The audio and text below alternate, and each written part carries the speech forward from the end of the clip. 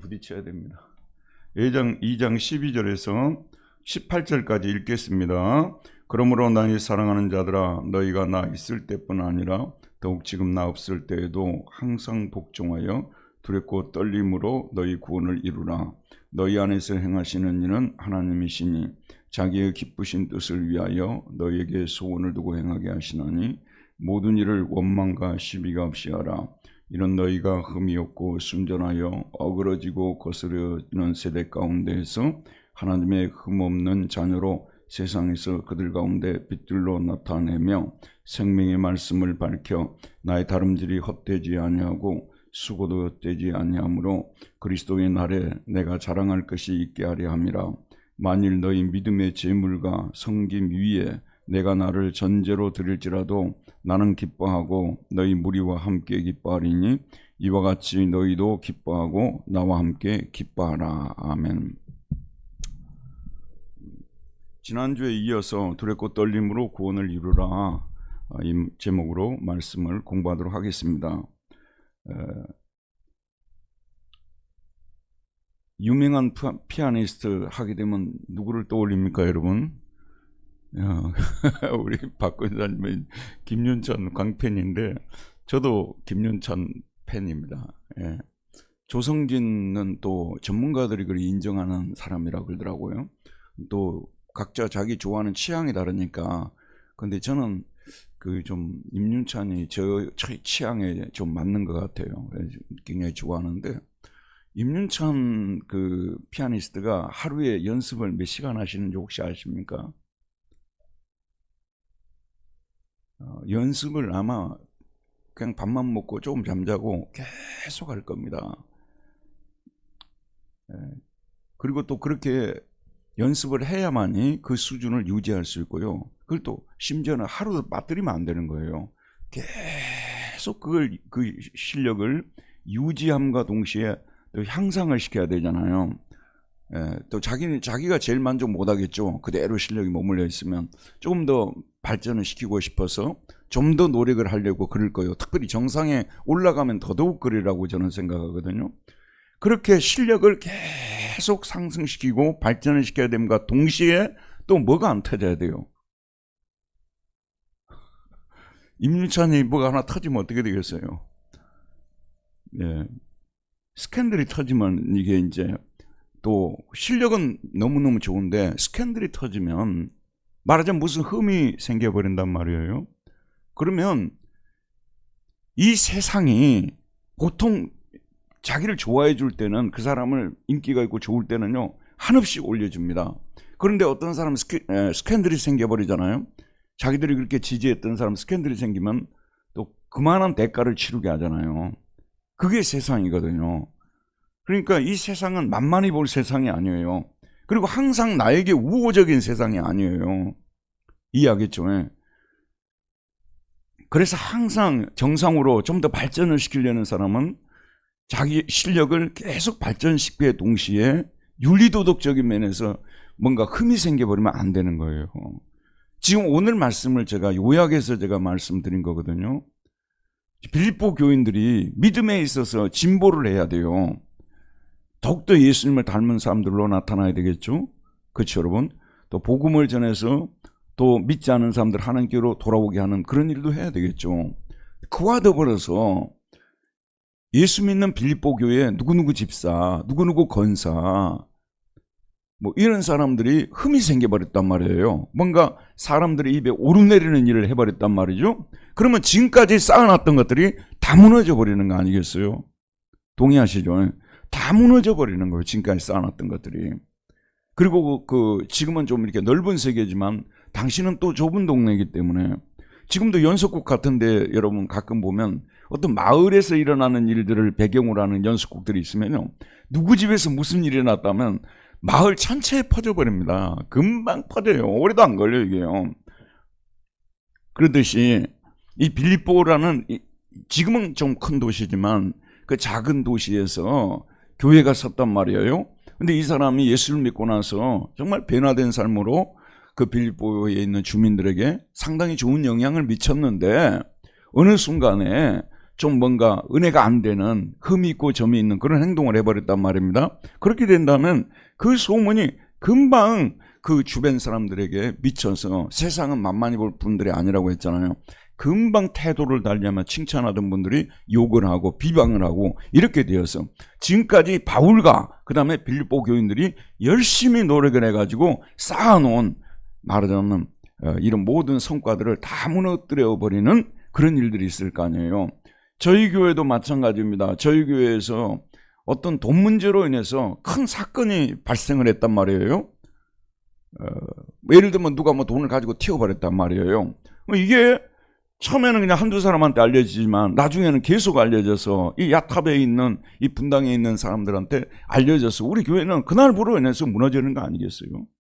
이단한테 돈을 받았다. 사실 여러분 부끄러운 얘기입니다만 농촌에 있는 교회들이 예전에 문선명 그 죽은 문선명 있잖아요. 문선명한테 돈 받은 사람들 꽤 많았어요. 지금도 신천지에 그 집회에 참여하는 분들 중에서 목사님들이 이건 참 통계를 제가 정확히 알지 못하지만 상당히 많은 수가 참여했다고 지난번에 막 돌아다니더라고요. 목사님들이 거기에 참여. 근데 그게 다 어디하고 연결은 돈하고 연결이 돼 있어요. 농촌교회에서는 실제 돈이 필요한데 이 사람들이 돈으로 매수를 하는 거죠. 말하자면 유혹을 하는 거죠. 그러면 너무 이제 어려운 형편에 있는 목사님들이 혹해가지고 가버린단 말이에요. 그 소문이 돌아버린단 말이에요. 그 소문이 돌게 되면 어떻게 되겠습니까? 뭐 그 마을에서 목회하는 것은 끝난 거 아니겠습니까?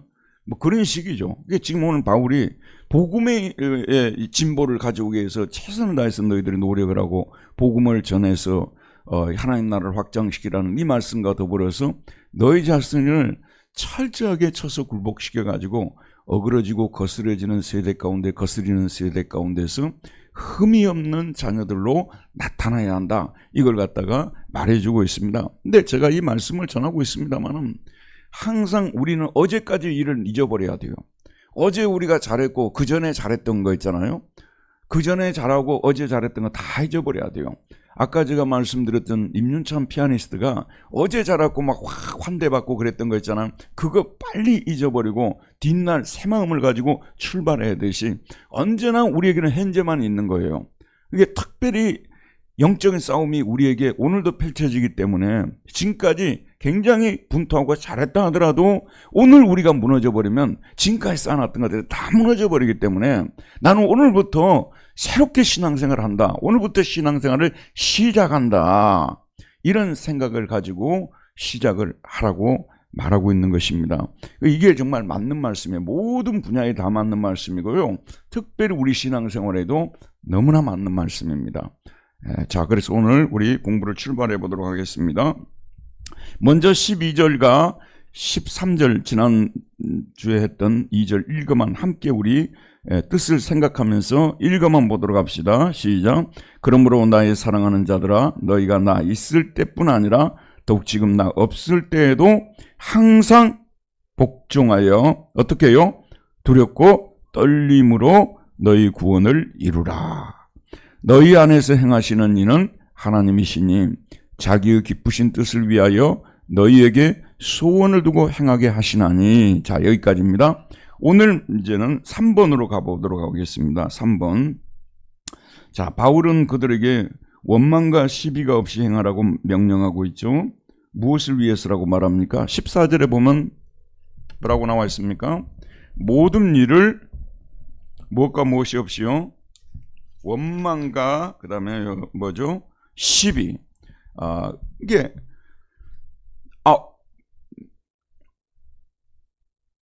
내가 비행기를 타려고 하는데 뭔가 컴플레인에 걸렸다는 말을 쓰잖아요. 또 무슨 제품을 생산했는데 컴플레인에 걸렸다는 말을 쓰잖아요. 우리가요. 요즘에 컴플레인 걸렸다는 말을 자주 쓰잖아요.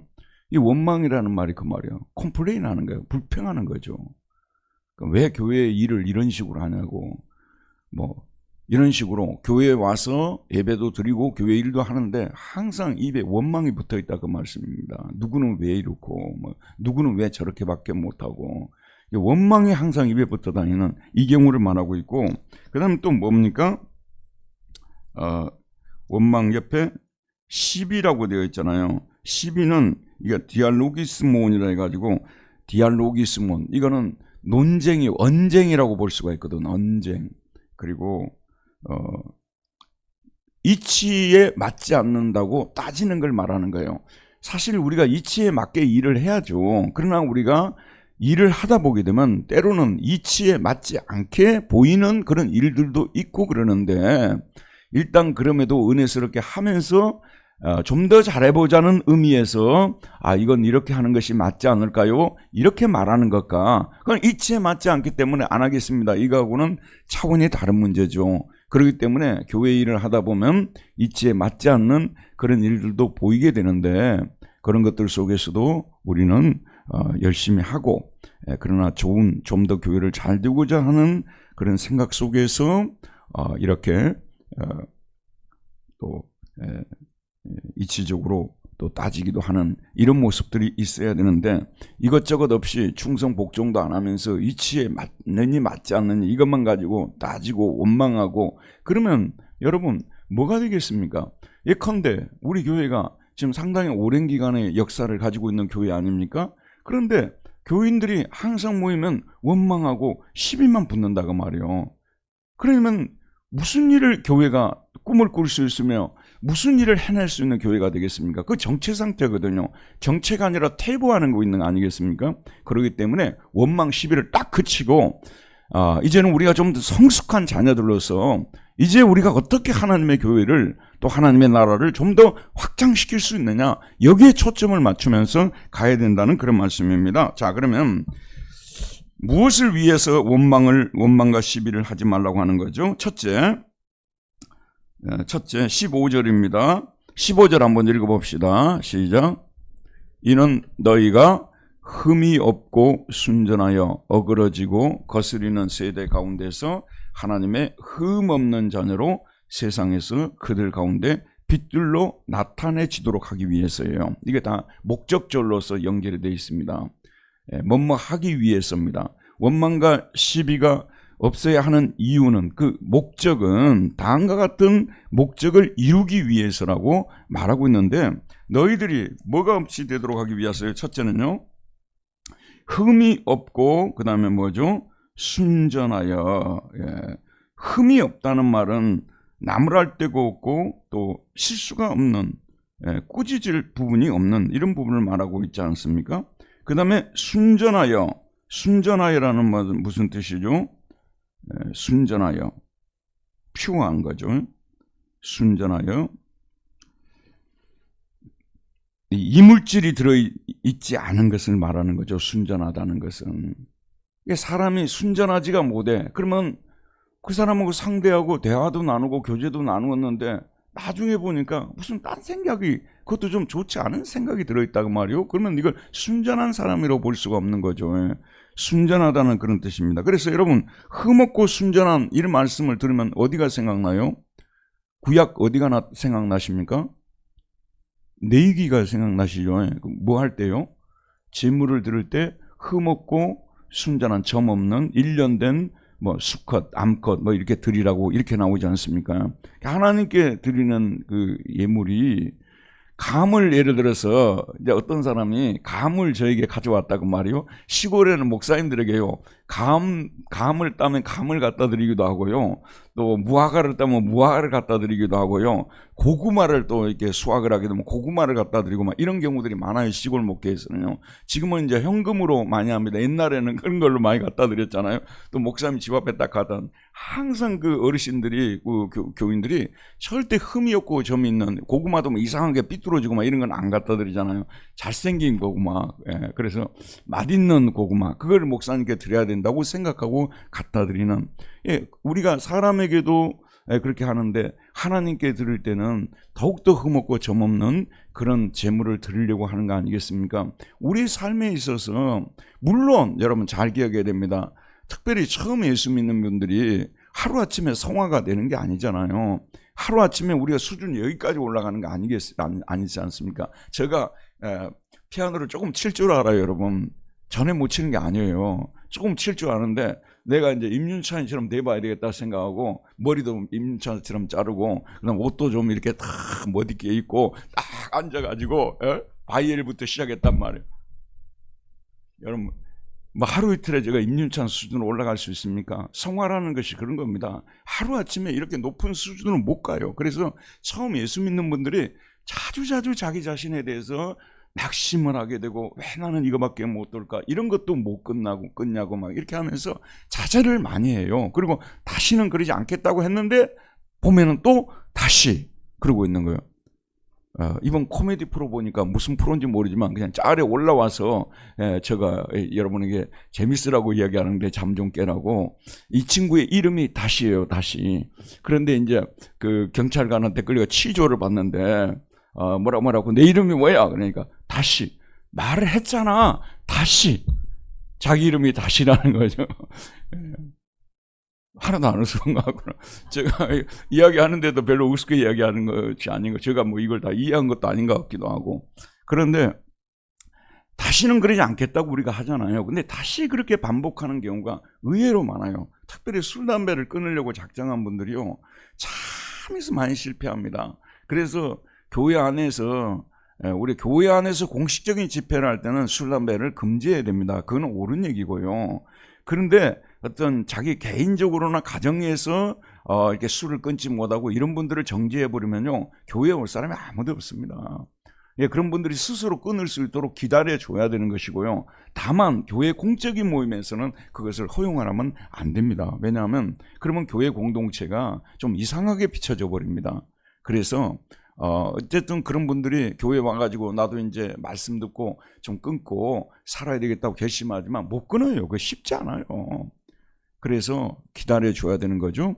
성화를 되도록 계속해서 우리가 기다려줘야 되는데, 많은 세월 동안 신앙생활을 했는데 만나보면 여전히 이 사람은 흠이 있고 꾸지람을 할 부분이 아직도 많이 있어요. 그리고 사람이 불순물이 항상 거기에 끼어 있단 말이에요. 순전하지 못하다가 말이에요. 예수 믿는 사람들은 어디 가게 되면 참 순전한 사람이라고 그냥 통해버려야 되잖아요. 근데 항상 예수 믿는 사람들이 볼 때 다른 사람들이 우리를 경계하고 막 자꾸 이렇게 한다면 이건 좀 아니지 않습니까? 그래서 흠없고 순전한 사람들로 성장하기 위해서 우리가 애를 써야 된다는 것입니다.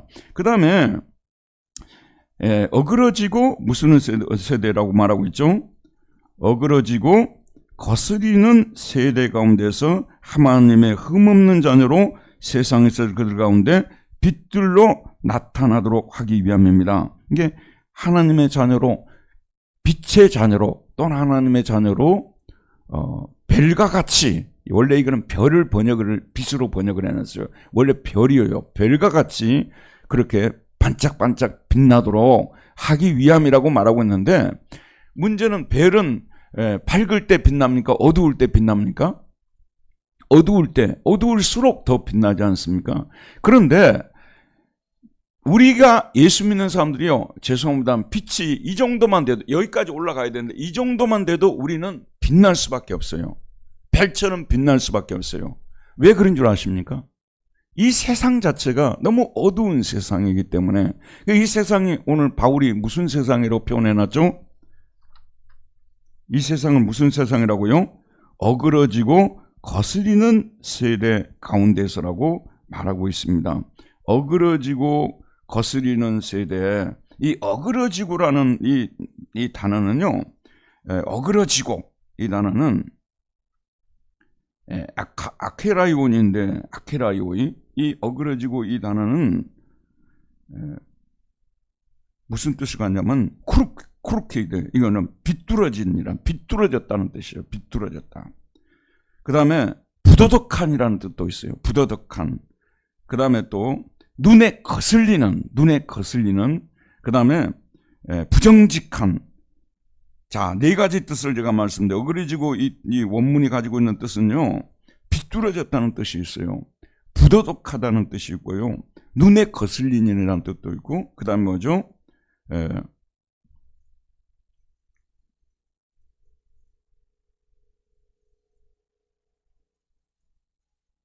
부도덕한, 그 다음에 눈에 거슬리는, 비뚤어진, 이런 뜻을 가지고 있다고 제가 말씀드려요. 부정직한, 이 네 가지 뜻을 가지고 있죠. 자, 여러분, 이게 부정직하고 삐뚤어져 있고 부도덕하고 눈에 거슬리고, 이 네 가지 뜻을 담고 있는 우리나라 말이 있어요. 저 친구가 어떻게 보여요? 저 친구가 하는 행동이 껄렁껄렁하다, 이게. 껄렁껄렁하다, 이게요. 그러니까 딱 사람이 보게 되면 껄렁껄렁하다는요, 그 속에 다 들어있어요. 눈에 거슬려요.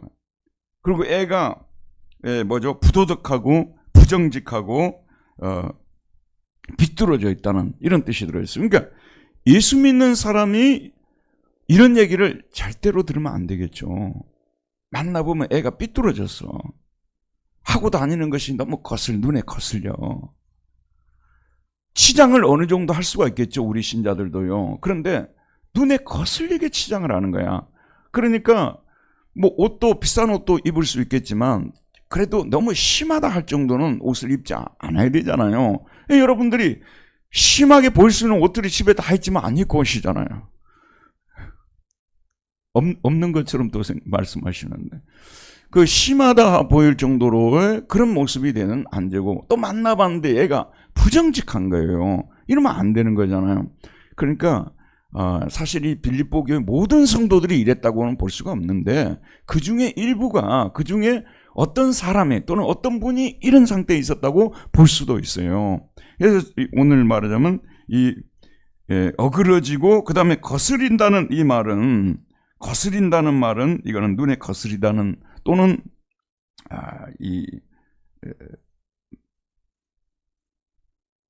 왜곡됐다고도 볼 수가 있고요. 이런 세대예요. 삐딱수를 타다는 또 표현도 있잖아요. 삐딱수를 타는 그런 삐딱선이라고 합니까? 삐딱선을 타는 이런 또 사람 그 표현을 쓰잖아요. 자, 저를 보세요. 지금 이 세상에 대해서 이 세대를 가지고 이 제네레이션을 말하죠.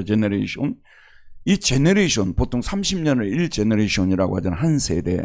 이 세상을 바울이 살던 그 세대를 바울은 뭐라고 보고 있냐면 이 세대를 어그러지고 거스리는 세대다, 이렇게 딱 규정을 하고 있는 것을 볼 수가 있습니다. 그러면 여러분이 잘 아시다시피 그리스인들의 타락과 로마인들의 타락에 대해서 말씀드리지 않습니까? 여러분, 로마사를 연구를 해가지고 그래도 학문적인 책을 쓴 사람이 누굽니까? 기권입니까? 그 사람이 로마 제국 멸망사를 썼잖아요. 그 로마 제국이 뭐 때문에 멸망했다고 거기다 해놨어요? 윤리도덕적 부패 때문에 망했다고 나와 있어요. 다른 이유가 아니라 윤리도덕적 부패로 인해서 망했다고 말하고 있는 거예요. 그렇기 때문에 그 시대, 바울이 살고 있는 시대가 어그러지고 거스리는 세대 가운데라고 볼 수가 있는데, 예수님께서도 예수님이 살던 그 시대에 예수님의 살던 세상을 향해서 뭐라고, 너희들이 나에게 표적을 구하지만 내가 너희들에게 보여줄 표적은 선지자 요나의 표적밖에 없다고 말씀하시면서 이 세대를 가리켜서 무슨 세대라고 했어요? 예수님께서 이 세대를 가리켜서 악하고 음란한 세대라고 했다. 여기서 음란이라는 것은 성적으로 부패했다는 것도 들어가 있겠지만, 하나님에 대해서는 이 사람들이 관심이 없고 본래 하나님을 믿었던 사람들인데, 하나님과 결혼한 사람들인데 바람을 피우고 있는 사람들하고 말이에요. 다른 신들하고. 그걸 갖다가 음란하다는 표현을 쓰는 것이잖아요. 알겠죠, 여러분? 특별히 여러분 구약 성경에서 호세아서를 보게 되면 대표적으로 음란한 것이 뭔가를 알잖아요. 이게 하나님을 신으로 선택을 해놓고 다른 신들을 또 섬기고 있는 것을 음란하다고 말하고 있는데, 사실 저희 세대도 보게 되면 악하고 음란하다는 이 말이 어느 정도 맞아요. 하나님을 우리가 믿는 신으로 선택을 해놓고도 세상을 살아갈 때는 다른 가치관과 세계관을 쫓아서 살아간다면 우리 역시 음란하지 않냐는 그런 말씀이죠. 그렇기 때문에 이 세대는 정말 본받아야 될 세대예요? 본받지 말아야 될 세대예요? 본받지 말아야 될 세대입니다. 그래서 로마서 12장 2절에 보면 뭐라고 말씀했습니까? 너희는 이 세대를 본받지 말라고 말씀하고, 너희는 이 세대를 본받지 말고라고 나오고 있죠. 자, 여러분, 우리가 이 세상이나 세대에 대해서 성경을 공부를 할 때는요, 굉장히 조심스럽게 공부를 해야 돼요. 섹트들이 있잖아요. 소위 이단들. 이런 섹트들은 이 세상에서 하는, 인간이 하는 모든 활동을 악하다고 해버린 거예요. 이 세상 자체가 악한 세상이라고 봐버리는 거 아니겠습니까? 그리고 이 세상에서 하는, 우리가 돈을 벌거나 또는 가정의 살림을 하거나 또는 이 세상에서 우리가 하는 뭐 예를 들면 여가 활동이나 이 모든 것들을 이 사람들은 뭐라고 하죠? 이걸 뭐라고 합니까? 악하다고 말하잖아요. 이거는 굉장히 위험한 것입니다. 그렇기 때문에 우리는 이런 사람들에게는 창조론을 가지고 우리는 말해줘야 됩니다. 하나님이 이 세상에 창조한 모든 것들은 뭐라고요? 선하다는 전제에서 들어가야 되는 거예요. 하나님이 창조한 이 세상에 있는 모든 것들은 다 선하다고 생각을 하고 가야 되는 거예요. 저 말 알겠죠? 예. 그런데 이런 분들에게는 잘못된 거지만 하나님과 관계 있잖아요. 이 세상이 지금 현재 타락한 후에 하나님이 창조한 이 세상에서 이 세상을 지으신 하나님에 대해서 어떤 태도를 보이고 있느냐, 이 점에 있어서 악하고 음란한 세대, 어그러지고 거스리는 세대라는 말을 쓰는 거예요. 이 세상을 하나님께서 이렇게 복 주시고 이렇게 많은 풍성한 삶을 영위하게끔 축복해 주셨지만, 복을 내려 주셨지만 이 세상은 하나님에 대해서 삐뚤어져 있는 거예요. 하나님에 대해서 정직하지 못한 것입니다. 이해하겠죠, 여러분? 하나님에 대해서 거스리는 행동들을 하는 것이고요. 이런 것들을 지금 어그러지고 거스리는 세대라고 말하고 있는데, 복음을 전해서 그들이 중생으로 새롭게 되지 않는 한 이 세상 사람들, 자연인들의 모든 태도는 하나님에 대해서 호의적인 태도가 아니라는 것을 분명히 우리가 알고 가야 돼요. 이 세상에 사는 모든 사람들이 악하다고 하니까 다 막 본성이 악해가지고 막 나쁜 짓을 하고 그렇게 생각하면 안 되고, 하나님과 관계를 말하는 거예요. 아무리 세상 사람들한테 칭찬을 받고 존경을 받고 선한 사람들 하더라도 그 마음 본성 깊은 곳으로 가게 되면 하나님에 대해서 결코 호의적이지 않다는 그런 뜻이에요. 하나님에 대해서는 결코 호의적이 않은 그런 시대에 우리가 살아가고 있습니다. 이게 교회가요, 소위 말해서 문명이 발달하고 소위 선진국 속에 교회가 들어가다 보면요, 특별히 기독교 문화가 그 나라를 지배하게 되면요, 갑자기 교회가 뭘 잊어버리냐 그러면요, 어그러지고 거스르는 세대는 이 세상의 본질을 우리가 착각해 버린 거예요. 세상 자체가 개선된 줄 알아요.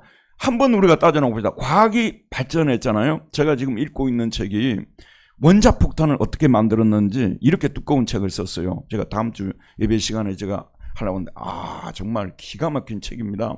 어떻게 해서 원자폭탄이 만들어졌는지 그걸 이렇게 쭉 읽어보는데,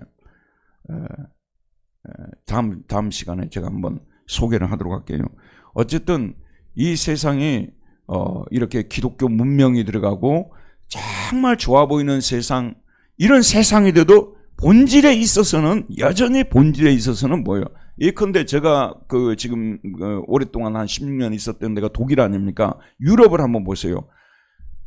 어제는 또 뭘 봤냐 그러면 영상을, 유튜브에서 영상을 봤는데, 유럽 교회는 본래부터 그랬어요. 뭐 교회당 텅텅 비고 술집으로 넘어가고 뭐 이슬람 사원이 되고 그런 얘기 이미 많이 돌았잖아요. 그런데 그분이 취재를 했는데 지금의 미국의 상태가 그렇대요. 급속도로 교인이 떨어져 본대요. 급속도로. 그 영향이 트럼프의 영향도 있어요. 너무 예수 믿는 사람들이 열성 보수주의자들이 너무 정치적인 색깔을 띄워버리니까 반대편은 다 교회 안 다니겠죠. 나라도 안 다니겠어요. 아니, 예수 믿는 사람들이 다 그 사람한테 붙어가지고 이 사람이 메시아인 것처럼 해버리는데 이쪽에 있는 사람들은 누가 교회를 다니라 하겠어요? 그래서 지금 우수수 떨어져 본대, 교회가요. 그래서 지금 교회당 빈대도 미국도 엄청, 지금까지 미국 역사에서 이렇게 많이 비워본 적이 없대요.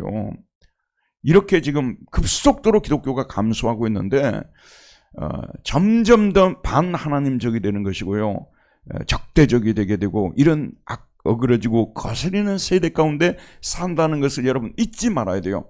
가끔 가다가 우리나라 그래요. 대한민국에 지금 뭐 여러 가지 교회가 부흥이 안 되는 이유, 여러 가지를 이야기를 하는데요.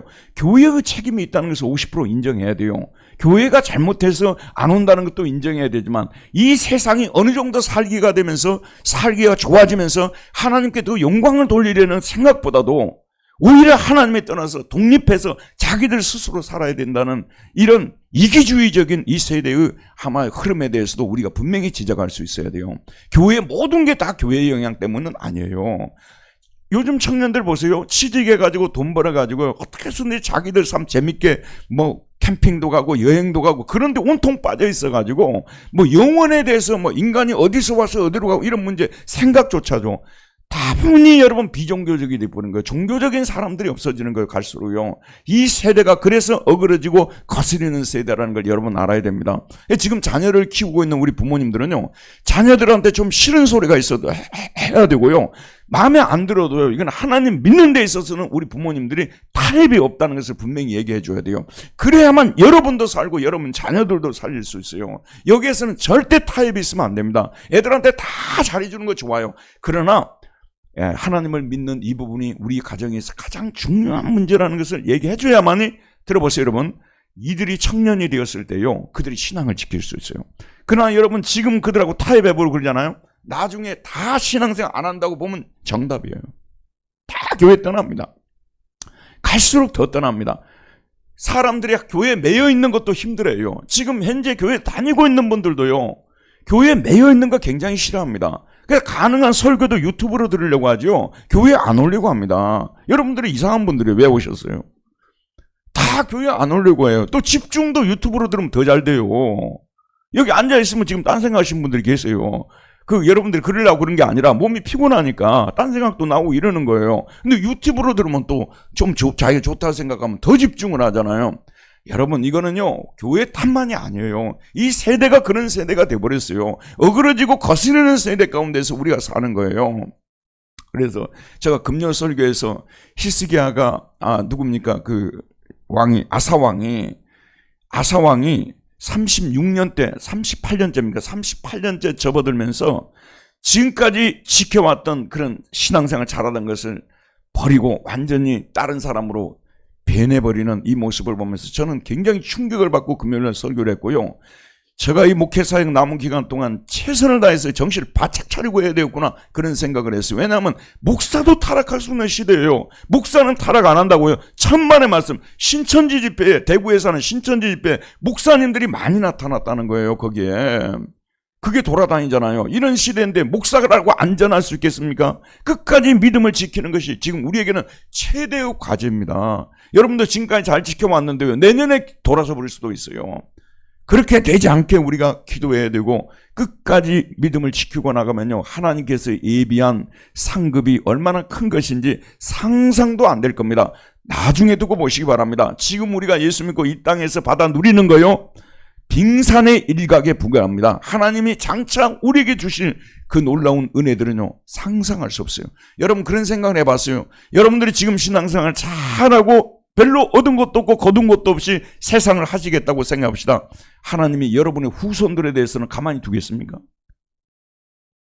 하나님이 여러분의 후손들까지도 다 보살펴 주시는 그런 하나님이시라는 생각을 가지고 신앙에 다시 한번 우리가 마음을 새롭게 하고 전에도 제가 설교할 때 말씀드렸는데요. 그 바르셀로나 올림픽에서 우승했던 마라톤에서 우승했던 황영조 선수 강릉에 가면 그 황영조 공원도 있다더라고. 속초인가 어디에. 그 황영조 그 친구가 옛날에 신동안가 거기에 기고를 해서 내가 그 책을 읽어봤는데 마라톤 선수들이 제일 어려울 때가 포기해버릴까 할 때가 30km 딱 넘을 때래요. 42,195잖아요. 42km인데 30km 딱 접어들면 진짜 그냥 그만둘까 계속할까 이런 고비가 온대요. 그걸 넘겨야 가는 거예요. 그럼 여러분 우리 신앙은 고비가 없을 것 같아요. 내가 지금까지 잘했으니까 끝까지 잘 간다고 보증할 수 있습니까? 보장이 되어 있습니까? 천만에요.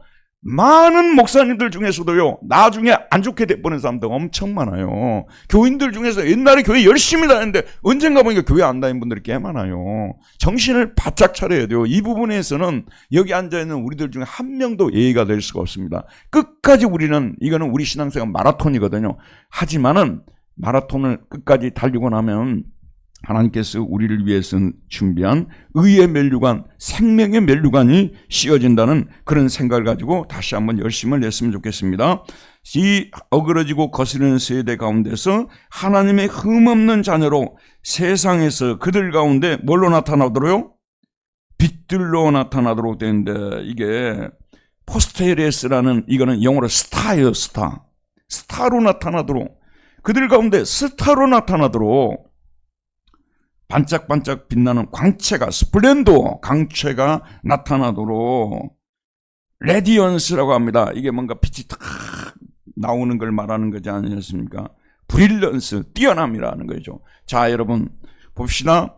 우리가 이렇게 하나님의 백성답게 순전하고 흠없이 살려고 애를 쓰다 보면요, 가다 보게 되면은 거리에, 어두운 거리죠. 저게 딱 뭐죠? 가로등이 서 있잖아요. 빛이 빛나고 있어요. 그러면 하나밖에 안 빛나고 있어요. 그렇죠? 다 어두워요. 근데 그게 빛나고 있는데 가면은 얘가 그냥 스타예요, 스타.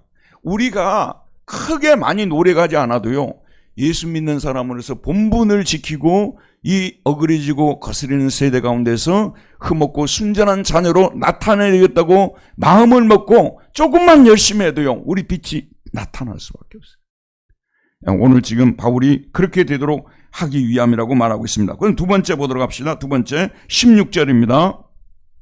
16절 읽읍시다. 시작. 생명의 말씀을 밝혀 나의 다름질이 헛되지 아니하고 수고도 헛되지 아니하므로 그리스도의 날에 내가 자랑할 것이 있게 하려 함이라. 생명의 말씀을 밝혀라고 번역했는데, 이게 에페콘테스라는 이 말은 hold fast입니다. 생명의 말씀을 굳건히 붙잡고라는 뜻이에요. 자, 이렇게 흠없고 거스리는 세대에서, 자, 여러분 저를 보세요.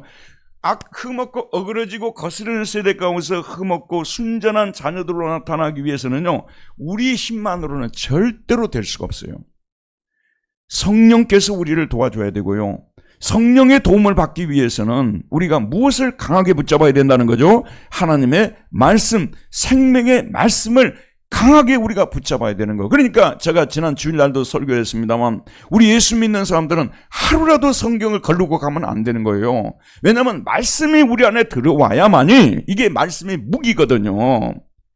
생명의 검, 성령의 검, 곧 하나님의 말씀을 가지라고 에베소 6장에서 말씀했지 않습니까? 말씀이 우리 안에 거해서 생각날 정도가 돼야 되는 거예요.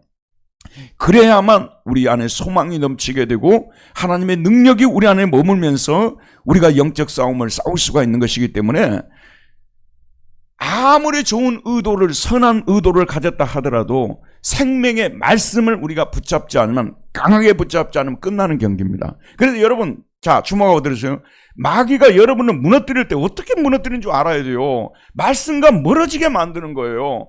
오늘 말씀 안 읽는 거 그까짓 거 하는 거, 내일 말씀만 그까짓 거 하는 거, 일주일 말씀만 아무것도 아니야, 이렇게 만들어버려요. 그러면 자기도 모르게 뭐냐 그러면 이미 세상에 타협하는 사람들이 세상 물이 들어가는 거예요. 매일 이 말씀은 우리 안에 들어와서 우리의 죄를 씻는 역할을 하잖아요. 또 우리 약해진 마음을 강하게 만들어주는 역할을 하잖아요. 그죠, 여러분? 지난번에 이제 우리가 성경에 이렇게 욥기를 읽었습니다. 저 많이 은혜를 받았거든요. 욥기를 통해서 많은 은혜를 받았어요. 우리 인간이, 내가 욥에 대해서 다 은혜를 받은 게 뭐냐면요, 인간이 다 알고 신앙생활을 하는 게 아니에요. 모르는 것도 너무 많아요. 이게 수학 공식처럼 신앙이 다 정해진 게 아니에요. 나 열심히 신앙생활하는데 하나님 왜 나한테 이렇게 서운하게 돼야지, 이럴 수도 있고요. 아니, 별로 열심도 안 했는데 하는 일마다 다 풀려버려요, 이럴 수도 있고요. 모르는 게 너무 많아요. 모르면 모르는 대로 신앙생활 하라는 게 욥기의 주제예요. 제가 볼 때는 모르면 모르는 대로 너희들 열심히 매일매일 밥 먹고 매일매일 운동하고 매일매일 그렇게 루틴에 따라서 생활하고, 그게 욥기예요. 나중에 가면 왜 하나님이 욥에게 그런 고난을 주셨는지 이해가 된다는 그런 말씀입니다. 욥기를 통해서 은혜를 받았습니다. 지금은 시편으로 넘어왔죠. 시편으로 넘어와서 저하고 우리 집사람은 별로 할렐루야 안 하는데 저는 할렐루야를 했어요. 왜 할렐루야를 했는 줄 아세요? 장이 짧아요. 너무 짧아가지고 제가 막 역대상 역대하면 목사라도 시험 들어요. 한 장이 한 서너 장이 가버리니까, 이게 이제 이강수님 올릴 때 보면 보통 장수로 올리잖아요. 그러니까 역대상 역대하 이런 데 오게 되면 막 한 장 읽는데 또 이름도 얼마나 많이 나와요. 막 나오니까 나중에는 막 이름을 내가 일부러 빨리 읽어버려요. 막 어차피 기억 안 해도 되니까. 야, 그런데 갑자기 시편으로 들어오니까 그냥 한 페이지에 두 장씩 들어있어. 한 페이지에. 그래 얼마나 좋아요. 뭐 6장 정도밖에 안 읽거든요, 하루에. 이게 식어서 떡 먹겨요, 이거. 식은 죽 먹기죠. 이런 식으로 하여튼 하나님 이런 식으로 기쁨을 주시더라고요. 그래서 저나 여러분 이 성경을 이게 말씀 밥을 먹는 것처럼 매일매일 먹어야 되는 거고요. 하나님의 생명의 말씀을 어떻게 하라고요? 밝혀라고 하는데 굳건히 붙잡아. 생명의 말씀을 굳건히 붙잡아라고 되어 있어요. 그 다음에 뭐죠? 바울의 다름질이 헛되지 않고 그 다음에 뭡니까? 수고도 헛되지 아니하므로 그리스도의 날에 그가 아니라 내가 자랑할 것이 있도록 하리 함입니다. 그러니까 이게 바울이죠. 제가 3인칭으로 썼죠. 자, 그들에게 뭐라 하냐면 너희들이 생명의 말씀을 굳건히 붙잡아서 나는 지금 복음을 전하다가 다름질하다가 감옥에 갇혀 있지 않습니까? 그러니까 나의 다름질이 헛되지 않게 했으면 좋겠다 그런 말이에요. 열심히 그 교회에 가서 사역을 해놨는데 10년, 20년, 30년 동안 말씀을 가르치고 사역을 하는데 떠나오자마자 교회를 안 나가더라. 이거 뭐 어떻게 헛되게 된 거 아니에요, 여러분? 그 정도로 지도를 해줬는데 만약에 아무 결과 없이 빈 껍데기로 이렇게 된다면 어떻게 되겠습니까? 재밌는 게 뭐냐, 캐논이라는 이 단어가 있잖아요. 빈 껍데기라는 뜻이에요. 헛되다는 말이 빈 껍데기가 된다 그 말이에요. 알맹이가 하나도 없는. 그렇게 열심히 이 하나님의 말씀을 전하고 열심히 달려서 수고를 했는데 어떻게 되나? 빈 껍데기로 나타난다는 말이에요. 그래서 헛되지 않고 다름질 헛되지 않고 뭣도 헛되지 않고요. 수고도 헛되지 아니하기 때문에 아니함으로 인해서 원래 이거 인해서라고 되어 있어요. 원인절로 다름질도 헛되지 않고 수고도 헛되지 아니함으로 인해서 그리스도의 날은 언제입니까? 마지막 날이죠. 예수님께서 재림하시는 날이죠. 우리가 하나님 앞에 서는 날이죠. 그날에 내가 자랑할 것이 있도록 하리 함이라. 제가 빌립보 교회에 가서 복음을 전해서 교회를 세우고 말씀을 전했는데 하나님 이들이 지금 현재 이렇게 알곡과 같이 추수 때 보는 알곡들 있잖아요. 그 알곡과 같이 이렇게 열매가 토실토실 풍성해가지고 여기에 있는데 그래서 하나님 보십시오. 제가 자랑스럽습니다. 그런 얘기를 듣도록 여러분들이 분투를 좀 해달라고 이렇게 말해주고 있는 것입니다. 그러니까 이 말씀이 기록이 됐다는 것이 뭐냐면요. 여러분 이 라인 사이에 흐르는 뜻을 우리가 봐야 된다고 그러잖아요. 라인 사이에 흐르고 있는 글과 글 사이, 문장과 문장 사이에 흐르고 있는 뜻을 찾으라고 하잖아요. 보세요, 여러분. 지금 이제 이 바울이 여기에 대해서 그들이 열매를 맺고 아주 좋은 사람 될 것을 확신하기 때문에 이런 말을 쓴 거예요. 확신을 못하기 때문에 쓰는 거예요. 확신을 못하고 있기 때문에 이런 걸 강조를 하고 있는 거예요. 바울이 지금 떠나서 어디에 갇혀 있습니까? 로마의 감옥에 갇혀 있어요. 근데 빌립보 교회 얘기를 들어보니까 하나가 돼가지고 뜻이 하나가 돼가지고 한 마음이 돼가지고 복음을 생명의 말씀을 밝혀 전하고 그리고 그들이 막 이렇게 예수님을 닮은 사람들로 가야 된다는 그런 소문이 들려와야 되는데 집사 2명이 누구죠? 유오디게와 그 다음에 뭐죠? 순두게. 유씨하고 순씨하고 유오디게하고 순두게가 지금 현재 둘이 무슨 일인지는 모르지만 말도 안 하고 지내는 거예요. 그리고 딱 놀라운 사실은 뭐냐면요. A라는 성도하고 B라는 성도 사이가 안 좋으면요. 사람들이 여기 또 붙어요.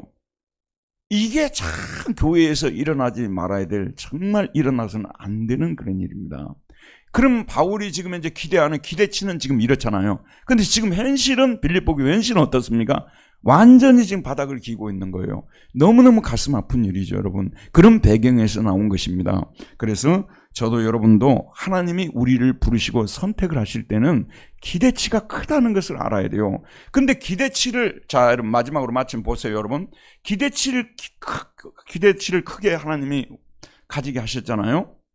그런데 기대치만 크게 만들어 놓고 예를 들어서 내가 대학을 들어가면 어느 대학에 들어가면 내가 이렇게 해준다고 막 말은 해놨어요. 그런데 그 기대치를 이루었는데 부모님이 나한테 해줄 거면 통장을 보니까 실망스럽게도 3만 원 들어있는 거예요.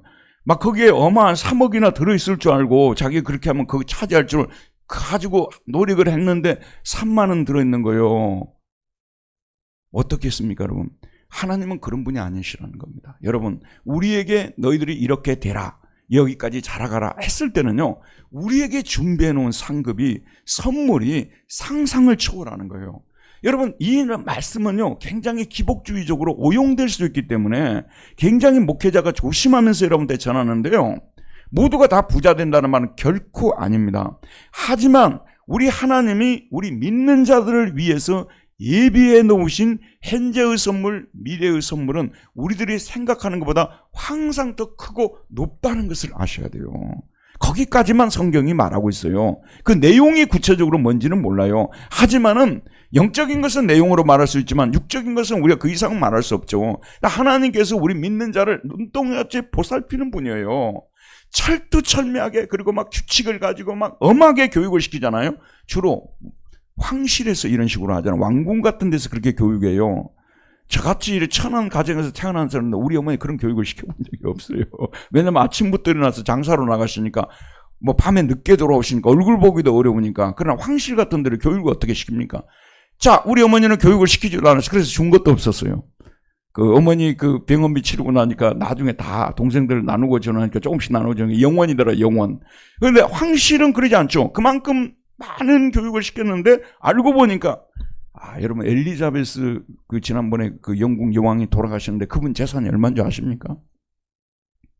저와 여러분은 상상을 할 수가 없어요. 몇 천억일 거예요, 몇 천억. 심지어는 몇 조까지도 얘기할 정도의 재산일 겁니다. 그런데 결국은 자녀들한테 주고 갈 거 아니에요.